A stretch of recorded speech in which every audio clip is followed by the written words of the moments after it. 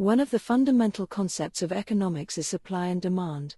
With this concept you can maximize the profits of your company by creating equilibriums. The best way to explain supply and demand is with a graph. The x-axis is the quantity of the product, and the y-axis is the sales price. The red line is demand. The pricing of your goods affects demand. When the price is high, the demand for units is low. And when the price is low, the demand for units is high. Now let's look at supply. The supply curve overlaps the demand curve. If you don't have enough units compared to the demand, you could risk losing sales. But if you have too many units, and not enough demand, you are wasting money producing the extra units. For maximum profits and effectiveness you need the supply and demand curve to be at same equal point in relation to the price. This is equilibrium. Beyond adjusting price, actions you take at a company can shift these curves left and right. For example, to shift the demand curve right, you can open new branches. This will cause the entire quantity demanded to increase at the same price level. This is a common early game situation.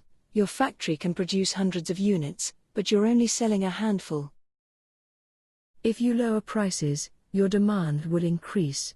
This action will hurt your margins because of rising production costs. Instead, in this situation you should open a new branch, thus shifting the curve to the right, and creating more demand at this price. Here is another early game situation you can find yourself in. Your factory is at 100% capacity, and you're missing sales. Here you have two choices. You can either shift the demand curve left by closing branches, or you can increase the price of the vehicle. The better choice in this case is to increase the price of the vehicle. By doing this, you will lower the demand of the vehicle while increasing the amount of money you make from each sale. When the demand and supply is equal, you have hit equilibrium.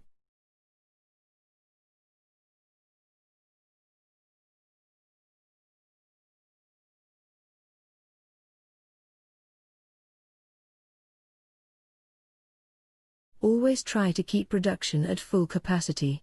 We'll explain this one in more details in the unit costs video. When you need to increase sales a small amount, reduce the price, but keep aware the material and manufacturing costs of the vehicle. You don't want to be losing money on each sale. When you need to increase sales by a large amount, expand to new territories.